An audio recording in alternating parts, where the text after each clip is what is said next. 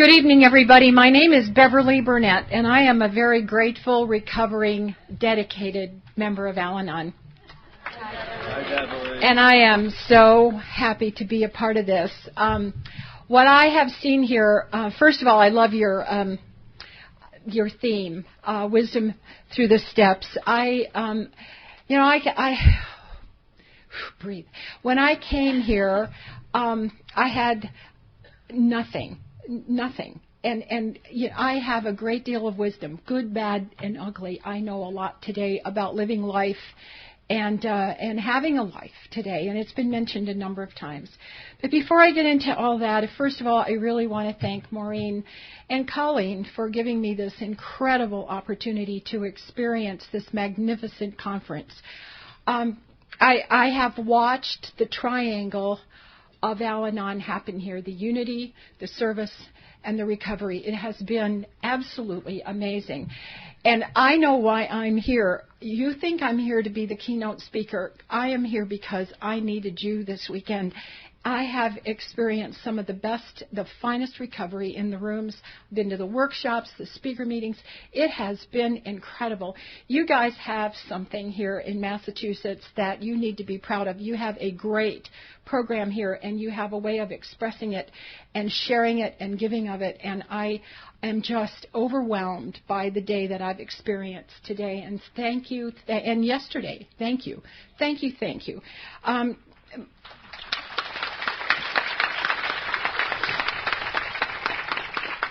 Maureen was tied up yesterday, and so her son came to the airport, and I got to meet Alex, and it was a real fun experience to meet Alex.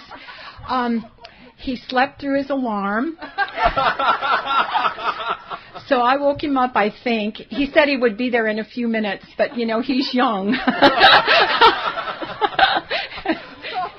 And we really had a delightful time going around and around and around Logan Airport.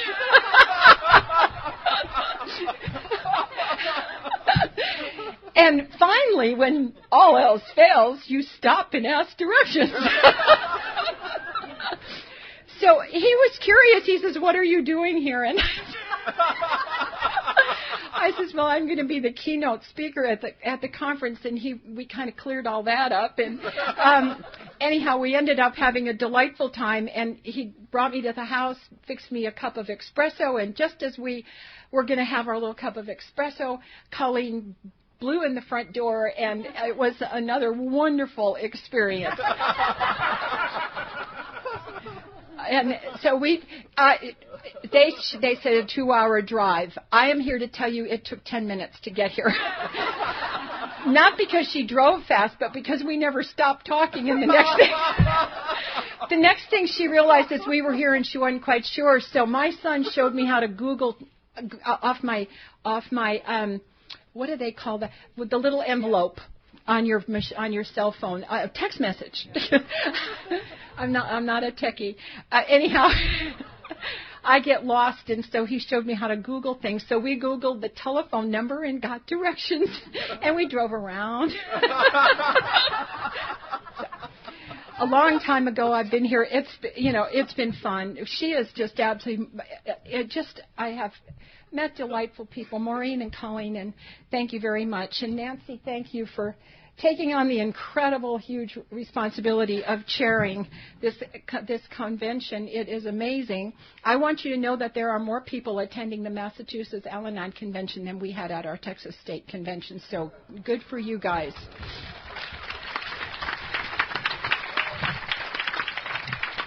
And I would also like to thank Richard for the wonderful, wonderful spiritual walk workshop. I've done that before, but it was no less inspiring today. And I was in the last group, so, I thought, what an incredible thing that I get to do the spiritual walk just a couple of hours before I get up to talk. So anyhow, I want you to know that as of February 9th of 1981, I walked into the doors of Al-Anon. So this February, I celebrated 27 years of passionate, dedicated recovery, and I am as grateful as I can be. Thank you. I have been married to the same man for 47 years. And that is as a direct result of having a passionate, dedicated Al-Anon program and a number of sponsors along the way. I think I wear them out, is what I think I do.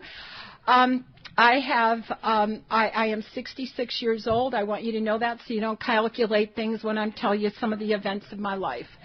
I have 3 granddaughters. 2 of them are in Southern California, and I will be flying to Orange County to babysit those kids for 4 weeks Monday morning. So Sunday I leave the waters of the beautiful eastern seaboard, and I get Monday before noon I will be on the Pacific Ocean. So, go figure, And all you have to do to be able to have these experiences is to be married to an alcoholic. Can you imagine? Who'd have thought it, right? Isn't that, they used to say, who'd have thunk it? Yeah. And so, I just walk around saying to my husband, thank you, thank you, thank you, thank you, thank you. You made me everything I am today. Crazy. Recovering from insanity. So I have one granddaughter that is approaching her 20th birthday, and she lives in Dallas, and we have a wonderful relationship. And she's beginning to remember she had a grandmother. In case your very first born grandchild is approaching 15, kiss them goodbye for 5 years because they're going to get really busy. And don't take it personal. I did. So I was born and raised in Chicago, Illinois. That's why I don't sound like a Texan. And I have a membership at Costco, and I go through the line with this gal named Janet only because I love to hear her say, do you have your card? And she said she lived here for most of her life, and I just love to hear Janet say, where's your card? So thank you, all of you, for saying card and car and everything. I feel really at home. I lived 5 years in New Jersey, 5 years in Pennsylvania, and, you people are really my people. I love you all very much.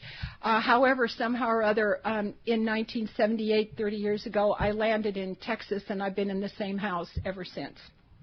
But I was born and raised in Chicago to what I am absolutely convinced today was an alcoholic home. Not that my father ever stood up and said that he was an alcoholic, but you guys have taught me that if they walk like a duck and they quack like a duck, chances are they are a duck. And my father did enough quacking and waddling to make my mother crazy. And they had a lot of fights, behind the disease of alcoholism. My dad's brother literally died in a gutter, in a trench coat in Chicago. And by the time he died of the disease of alcoholism, he had no connections left with the family. They had washed their hands of him. They didn't want to have anything to do with him. They had given him everything that they could possibly give, and he literally died alone in a gutter. And 2.5 years ago, my baby brother, who is 9 years younger than died of the disease of alcoholism after he spent 8 prison terms in the Utah State Penitentiary, one right after another. He got out of prison. He thought he was okay. He was going to live happily ever after. And he just, no meetings, no nothing. Got thrown in the drunk tank on Saturday night for, whatever alcoholics do when they're drunk, they're, disturbing the peace. And they got him out of jail on Sunday morning. He walked a long way home and died in a flophouse apartment, and he wasn't found for 2.5 days. And that's what alcoholism is like in my house. This is why, when I found the program of Al-Anon, I wish I could tell you that I thought to myself, I was home. I didn't know I was home. It's taken me years to realize. And, the reinforcement of this weekend, that we are recovering as the alcoholics are from a seemingly hopeless disease, of mind, spirit, and body, and we get here together and we laugh and we cry and we share, and we're all at home. We're all at home here, and it's been expressed. But my father was alcoholic, and the whole family, lots of drinking. You know how it is around here. That it's just all of the holidays and the christenings and the baptisms, the weddings, the funerals. Any excuse that they can find to get together and have a couple of legitimate drinks They're going to do that. And there were some that could have a few drinks, and some, like my dad, who were constitutionally incapable. He could not say no to the next drink. Once my father took a drink, the drink took a drink, and then the drink took the man, and then it set my mother off into, her thing. And I walked around as a child real uneasy. Walking on those eggshells of life, trying to please her so she wouldn't yell at me or grab out the cat o' nine tails, or not talk to my dad or whatever. Somehow or other, children who are raised in alcoholic homes have some sense, and innate or whatever, whether it's just the conditioning of the alcoholic home, that gives us some sense, gigantic sense of over-responsibility, that somehow, some way, if we just did the next thing the right way, that we were going to create an environment where it would never happen again. But we're kind of conditioned to that never happen again thing. My father would tell my mother, it'll never happen again. My husband told me for years, it'll never happen again. And we're just conditioned to really come to believe that it's never going to happen again. But alcoholism in its untreated state is a disease where it will happen again and again and again. And it happened in my family over and over and over. The fights became more intense. My need to be gone out of the situation, the anxiety that a child begins to develop as a result of living in an alcoholic home intensifies, and it is, as far as I am concerned, truly a generational disease. And whether or not my coming to Al-Anon will stop the generational disease, I don't know. But what I do know is that I have 3 granddaughters who are at least educated. I never heard the word Al-Anon until we put our 15-and-a-half-year-old son in a treatment facility on February 9th of 1981. That was the first time I ever heard the word alcoholism, the family disease. That's the first time I ever heard the word Al-Anon, Alcoholics Anonymous. Now, I know that my father and his brothers and his cousins and everything, when they'd get drunk, I remember them looking at each other and say, if you don't stop drinking, we're going to take you to A&A. Well, it was a joke. It was a joke. And I, today, it's not a funny joke. Today I realize, that while we laugh here and heal together, this is not funny. I've lost a lot. So life went on in this alcoholism. My mother said if we could just move to the suburbs, it'll get better. So we moved to the suburbs, and we took alcoholism with us. And of course, it's a disease that progresses, and so we ended up in the suburbs with even more alcoholism. And then time went on, and we moved. My father lost his job, and we ended up moving to Ogden, Utah, and it was supposed to get better there. If we just get away from it all, if we move from the east all the way to the west and out of all this environment and away from all the relatives, and we get there by ourselves, then it's going to be better. But you know what? We moved all the way across the United States. It was this big production we got there, and my father met that train drunk, and it started all over again. And and the fighting was worse, and I am relocating. I'm a senior in high school. I'm raised up by American Bandstand. I had the hairdo. I had the poodle skirt. I had the big bulky socks and the saddle shoes. I knew who danced with who, and my whole life was all about a ducktail, a crew cut, and and just macho. Put the collar up a little, and you kind of slink around. I mean, that was all we did to look cool when we were kids. So I get to Utah, and I don't think they even knew about American Bandstand. Not according to the way they were dressed. They were dressed Mormon is what they were dressed in. And there were a lot of them, and they didn't care about my name. All they wanted to know, really, I'm not kidding you, what religion are you? And if you didn't tell them you were Mormon, it was like you were done. It was all over. And it was... This fighting's going on. My father's drinking. My mother's running away from home. I've lost my entire peer group, and I don't know what to do next. So they bought me a cat and a couple of... I got to a place where, all of that emotion and all that love and all that tenderness went into this cat, and my father accidentally killed it. And he didn't mean to. Honest to God, he did not mean to. But the fact is that I had so much bottled up inside of me that when that cat died, the lid blew off my pot. Colleen and I were talking about that. It happened again later on in life. But that, I remember the nurse was kind. She let me lay in her little cot in her little office for 3 or 4 days, and I cried, and I cried, and I cried. And I know today, because I have had an incredible intimate experience with loss and grief, that I know, what that was all about. But back then, I just thought it was about the cat, but it was about life and alcoholism and the progression of the disease. And finally, one day, I stopped crying, but alcoholism progressed. Well, finally, I turned 18 years old, and my dad got me a job at the defense plant where he worked, and I had a little job as a clerk in a Blueprint Island. And one day they announced that their calculator had broken. They were going to call the guy from the calculator repair company to fix it. And I turned around when he walked in, and I thought to myself, oh, my God, there he is. There he is. I made an instant evaluation. Now, I'm 18 years old. I am deeply distressed by the disease of alcoholism. I have had no meaningful relationships in my entire life except with American Bandstand. And this man walks in, and I know he's mine. Now, he's older than me. I could tell that. So I thought if he's older than me, he's probably been through his military service. So when we get married, he's not going to have to go off and serve in the military.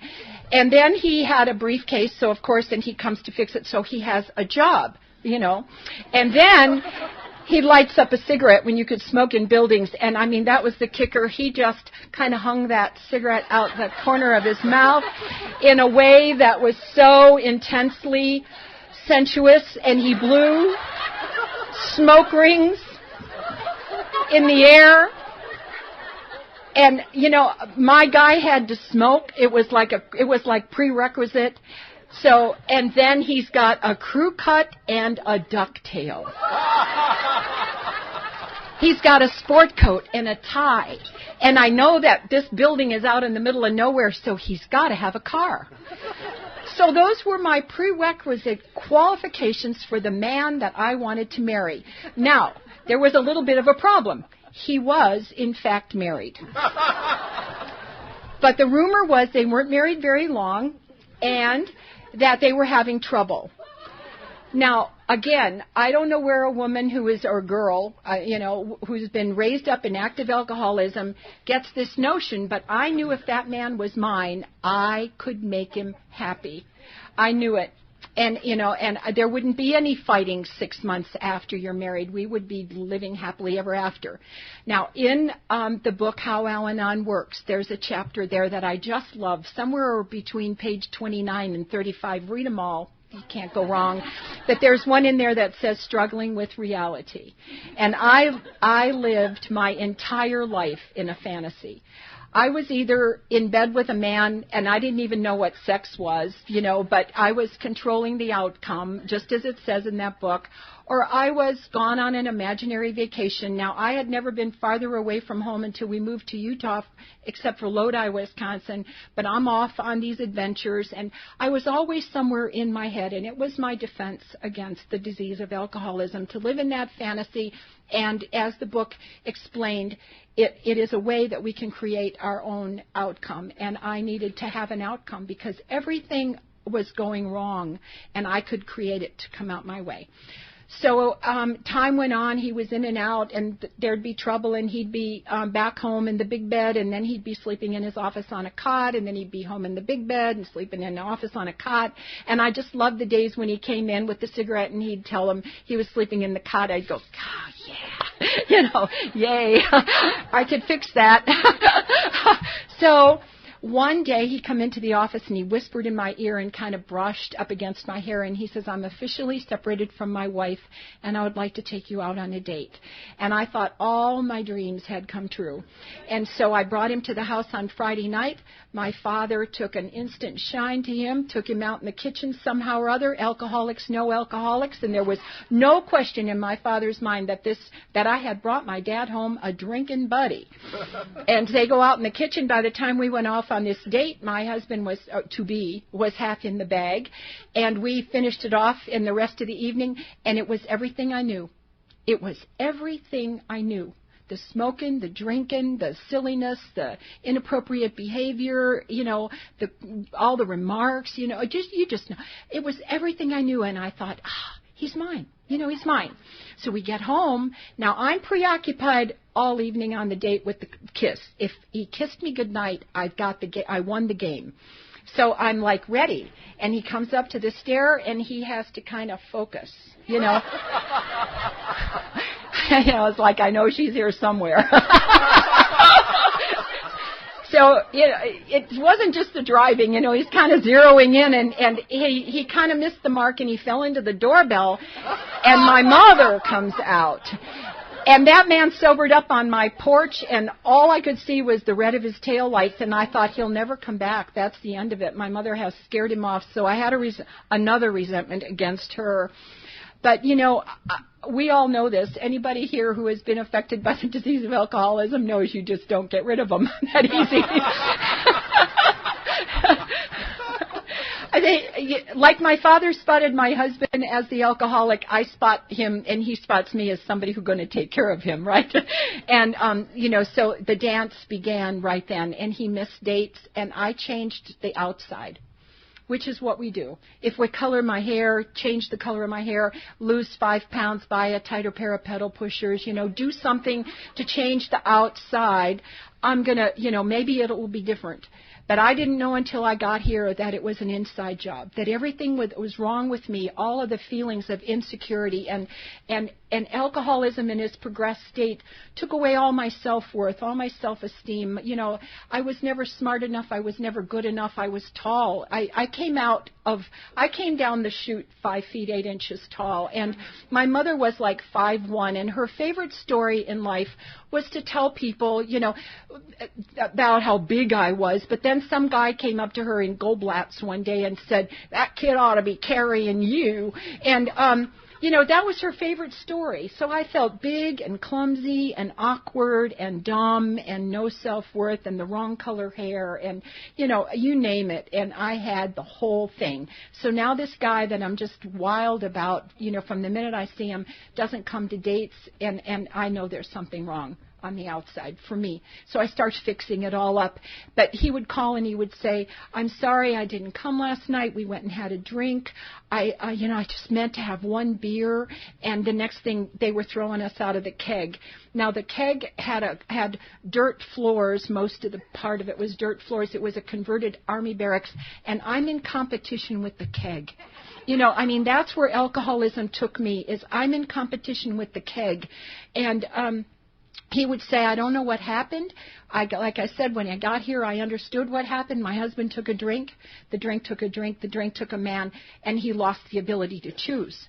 And I'm thinking, if I changed something, I could fix that. And then he said it would never happen again. And it happens over and over and over. A year and a week after we were dating, we got married in my living room by a justice of the peace because the Catholic Church would not acknowledge my marrying him because he'd been married before. So I had gone all through all the things you do as a Catholic, and I was a little kid on my own going to church and making sure I was there until that day. And when the Monsignor threw me out and said, "Go find yourself a nice Catholic boy, I can't marry you in this church," I threw away the Catholic Church, I threw away God, I threw away everything that I had. And it was, I copped an attitude about that, and I did not have another spiritual thought to my recollection for the next 21 years. So thank God for me that step 3, it says to turn my will and my life over to the care of God. And I had a hard time finding a God here. I really had a hard time finding a God. I was so challenged by that, and I knew, it says, come to believe in a power greater than yourself. Turn your will and your life over. Have a conscious contact with a God of your understanding. A spiritual awakening. All these steps are talking about having a higher power or something in your life. And I've got a real resentment against the God of my understanding because my interpretation of all that was that God threw me out of his church.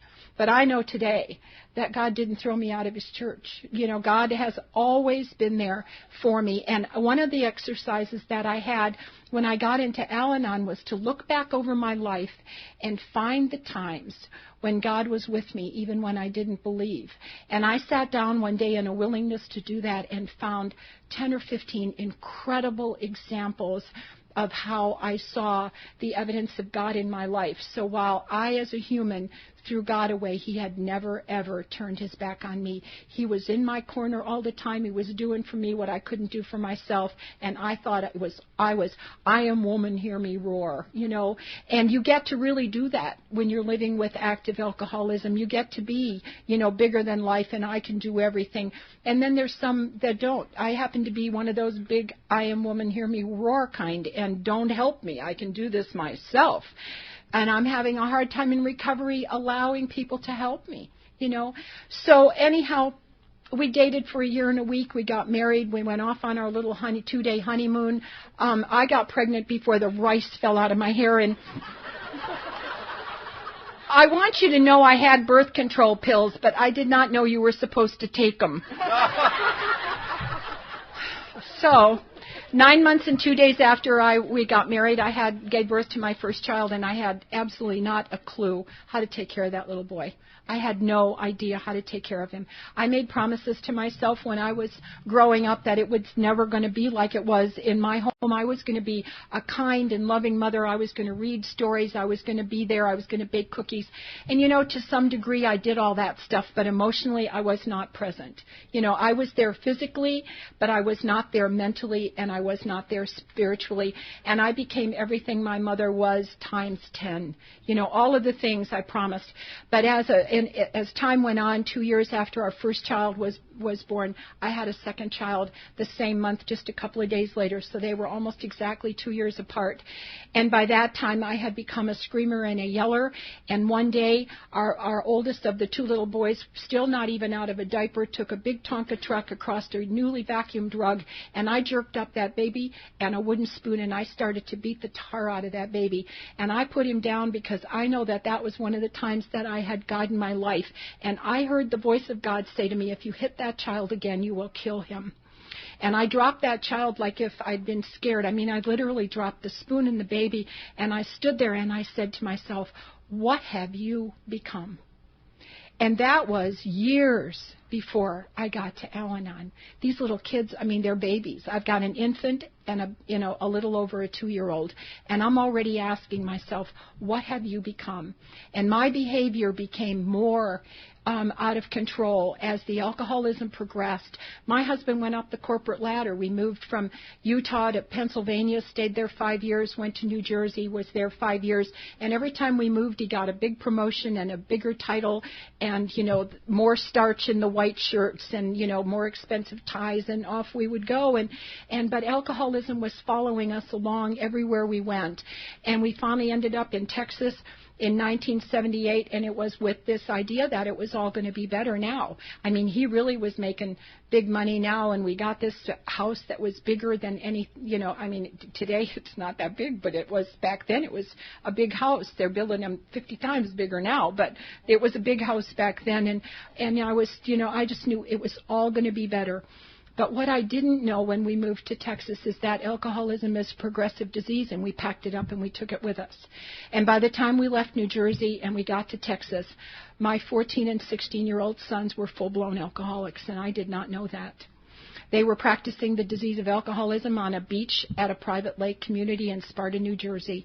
They were drinking, and, you know, they were doing other outside issues. And when you have kids that young that are doing drinking and maintaining an illness, you know, both my sons, actually my 45-year-old son has 27 years of consistent sobriety.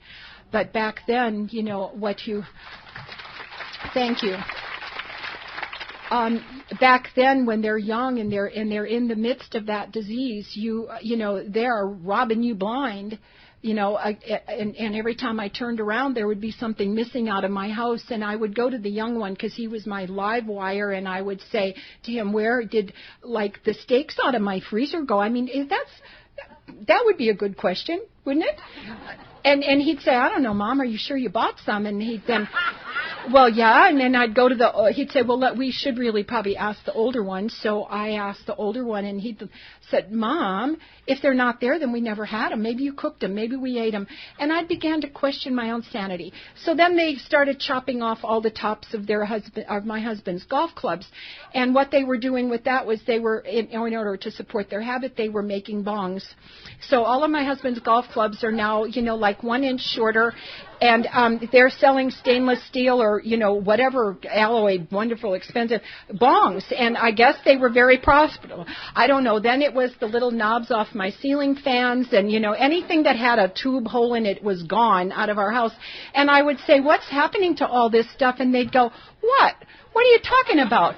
And he'd say, well, maybe you need to ask the older one. So I'd go and I'd say, what's happening to this stuff? And well, I don't know what you're talking about, Mom. You know what, Mom?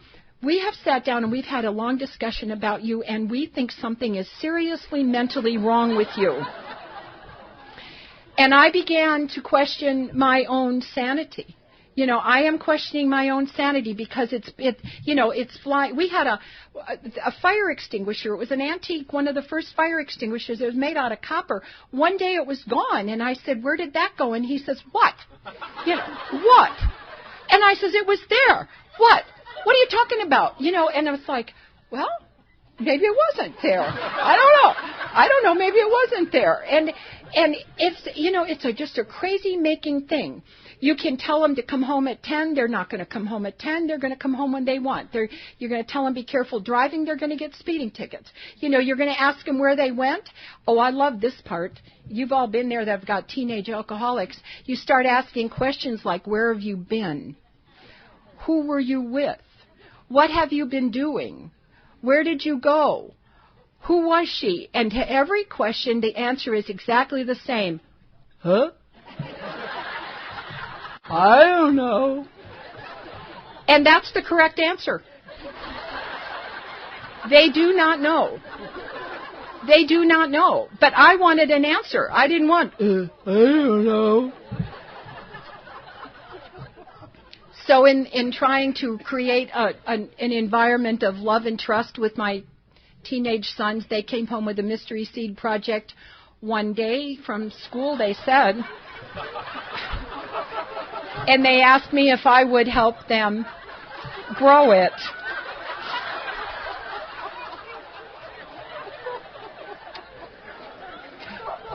If the City of Highland Village Police Department would have ever come to my home, I'd be the one in prison today. But I grew 10 pots of mystery seeds. I had yellow and white flower pots, and so it was yellow, white, yellow, white, yellow, white. There's always been a pattern to my madness. And I got that, the Miracle Grow Super Duper, filled all 10 pots up and soaked this, you know how it is when you first water that super duper stuff, it kind of just floats over the top. So we don't want that. So I soaked it first, put it in the pots, planted my seeds, put saran wrap over it, and, and I'm growing.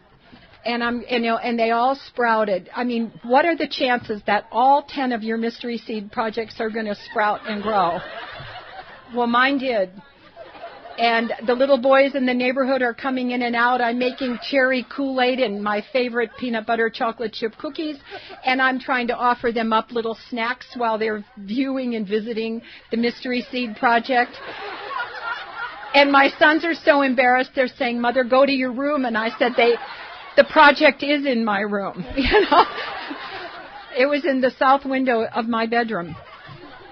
And I came home from work one day, and I came, and the project is gone. And I mean, I had leaves as big as my hand, bright, beautiful green, and all of it has been pulled out of the pots. And I thought it was the cats. We had 2 Siamese cats at the time, and I don't know what to do. It's Friday night at 7:00. How am I going to ever, explain this to the science teacher? And so I I had a thought. It's an Al-Anon thought. In that madness, do the next right thing. So I went and changed my clothes, and I went to put some laundry away. And when I went in my son's closet, there were all the mystery seeds thumbtacked to the wall. And I have rage. I have the kind of rage that picks up diapered babies and wooden spoons and beats them because things didn't go right on a phone call to my husband. I have that kind of rage. And all of that rage always came out on my family, and I have no control over it. I have absolutely no control over that rage. None. And I went in that closet, and I saw that, and I went from 0 to white hot in a split second. And thank God there were no human beings in that house, because I build up an adrenaline when I get that angry. I can kill. I really know that. By the grace of God, I never got the opportunity to injure another human being under the influence of that rage, because it's like drunk. It's like a blackout when it gets like that. And about 5 or 6 years ago, I was relieved of that. But it took a long time in recovery because, believe it or not, rage is a tool. It's a control tool, and it works. When you get that mad, they are going to do what you tell them to do. They are. And I got it from my mother, who got it probably from her. I don't know. But 5 or 6, 7 years ago, it was removed from me finally through a lot of work. But I was in that spot that night, and we found mystery seeds all over the place. They were planted everywhere, and time went on. And to get on with the story, what I know today is that every single person in this room was given the message of recovery by someone or something. My oldest son, lives in Seattle, and on the city buses in Seattle, on every city bus in Seattle, is a sign that says, "Does somebody's drinking bother you? Call 1-800. And they put a number there. Can you really, it's like sitting in your yard looking up at the sky and wondering how high up is up. When you sit in the city bus in Seattle, or any place where our public outreach happens, how many thousands of people does that touch? And if we can save just one life, one person comes to Al-Anon because of a sign or because of some message, we have done our part. That's all that we are asked to do here, is to share our experience, strength, and hope with each other, and help each other to recover from this seemingly hopeless state of mind, and destruction of the active progression of the disease of alcoholism. And I was touched by another person whose son nearly died. It had to be dramatic for me. God had to get my attention. And it happened that it was somebody, George and I periodically went out to drink with her and her husband. I've been known to tip a few toddies over my time, but I always quit in plenty of time because somebody has to watch them. And as soon as I knew that I was getting a little tipsy, I quit, because I knew he was going to get a lot tipsy, and I was going to have to make sure of something, So when this fellow employee came and she told me the story of her son nearly dying of the disease, being in the hospital in intensive care, on oxygen and ventilators and tubes and whistles and all that, I could believe her because she was my friend. And she said, "Don't tell anybody." And then she went on to tell me. I says, "Well, what did he do? How did you know? What built up to this?" And she started to tell me. We talk about denial here, and I have denial. Before we come to Al-Anon, denial is all that saves us from insanity, from total insanity.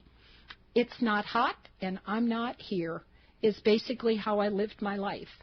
But in that moment that Margaret was sharing with me about her son, God just kind of peeled away the curtain of my denial just enough so a little bit of light went in on what was the reality of my life. My husband's alcoholism, the things that were happening in our house, the fact that I had given up all social life to make sure that I was watching him, because I would go to the grocery store. Everybody got to go to the grocery store.